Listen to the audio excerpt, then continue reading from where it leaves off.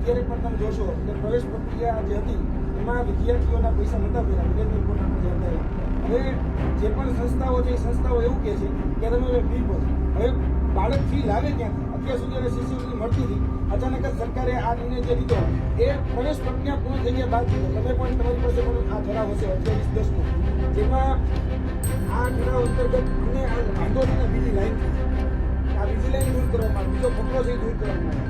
કારણ કે અત્યારે જે નિર્ણય લેવામાં આવ્યો છે તે નિર્ણય હવે બાળકો પાસે જે તે સંસ્થાઓ પૈસા માટે જે પૈસા ન હોય તો કરવાનું છે. અમે સ્પષ્ટ કરીએ છીએ કે તાત્કાલિક ધોરણે તમારા માધ્યમથી અને સરકારને કહેવા માંગીએ છીએ કે નિવેદન પોતાની જે શિષ્યવૃત્તિ હતી એ શિષ્યવૃત્તિ ફરીથી ચાલુ કરવામાં આવે અને બાળકોને નિર્ણય આપવામાં આવે. કારણ કે આ જે પ્રમાણ જે કરવામાં આવ્યું છે એ પ્રમાણ આપણે જોવા જઈએ તો ઉપલબ્ધ પ્રમાણ છે. તાત્કાલિક ધોરણે આ વસ્તુ ચાલુ કરી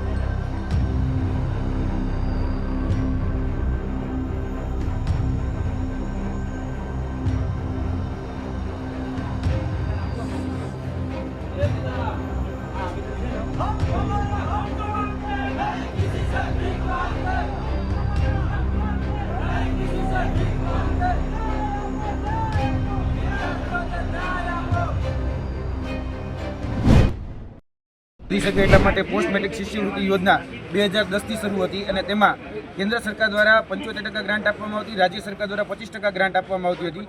આપણે જાણીએ છીએ કે કેન્દ્રમાં પણ ભારતીય જનતા પાર્ટીની સરકાર છે અને ગુજરાતમાં પણ ભારતીય જનતા પાર્ટીની સરકાર છેલ્લા 30 વર્ષથી છે અને ક્યાંક ને ક્યાંક આદિવાસી સમાજના બાળકો ભણી ગણીને આગળ વધી શકતા હતા. એને માટે આ પોસ્ટ મેટ્રિક શિષ્યવૃત્તિ યોજના હતી, જેમાં ખાસ કરીને ડિપ્લોમા, ડિગ્રી કે નર્સિંગ જેવા કોર્સ કરી શકે એટલા માટે આ શિષ્યવૃત્તિ આપવામાં આવતી હતી. પરંતુ સરકાર દ્વારા 28/10/2024ના રોજ એક પરિપત્ર કરી અને આ જે કહી શકાય કે શિષ્યવૃત્તિ હતી એ મેનેજમેન્ટ કોટાની શિષ્યવૃત્તિ બંધ કરી દીધી છે અને સરકારનું જે આ તુગલકી જે ફરમાન છે એ તુગલકી ફરમાનને કારણે જોવા જઈએ તો 50,000 થી 60,000 વિદ્યાર્થીઓને નુકસાન થઈ રહ્યું છે. અને પાલનપુર ખાતે એટલા માટે આજે આવ્યા છીએ કે સૌથી વધારે આદિવાસી સમાજના જો બાળકો ભણતા હોય તો બનાસકાંઠામાંથી 20,000 જેટલા બાળકો છે જે આ શિષ્યવૃત્તિથી વંચિત રહ્યા છે અને શિષ્યવૃત્તિથી વંચિત રહ્યા છે એટલા માટે શિક્ષણથી પણ વંચિત રહ્યા છે અને ભવિષ્યમાં શિક્ષણથી વંચિત ન રહે, શિષ્યવૃત્તિથી વંચિત ન રહે એટલા માટે આજે પાલનપુર ખાતે અમે આવેદનપત્ર દેવા માટે આવ્યા છીએ.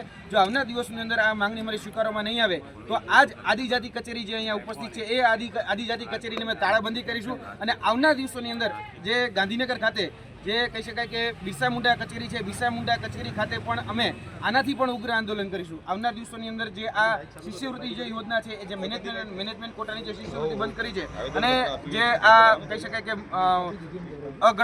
મનગઢ જે નિયમ અત્યારે લાવી છે સરકાર, એના કારણે હજારો વિદ્યાર્થીઓને નુકસાન થઈ રહ્યું છે અને આ જે 500 કરોડ રૂપિયા, 500 થી 600 કરોડ રૂપિયા જે છે એ સરકાર તાઇફાઓમાં વાપરી રહી છે. જે ખરેખર આદિવાસી સમાજના બાળકોના ઉત્થાન માટે વાપરવાના હતા એ તમામ પૈસા સરકાર ક્યાંક ને ક્યાંક જાણી જોઈને જે પોતાના કાર્યક્રમો કરવાના છે, પોતાના જે તાઇફાઓ કરવાના છે એ પોતાના તાઇફાઓમાં ક્યાંક ને ક્યાંક આ જે પૈસા છે એ વાપરી રહી છે. કરવામાં આવે છે શું કારણ?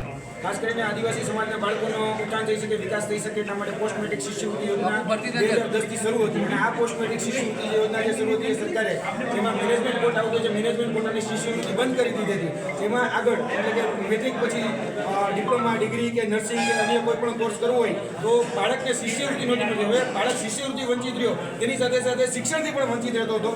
એટલા માટે આજે પાલનપુર કચેરીએ અમે રજૂઆત કરવા માટે આવ્યા હતા. લગભગ 20,000 બાળકો જે છે એ પાલનપુર ખાતે એટલે કે બનાસકાંઠાના આખો જિલ્લો જોવા જઈએ તો એ 20,000 બાળકોને સ્પષ્ટ મુદ્દો હતો.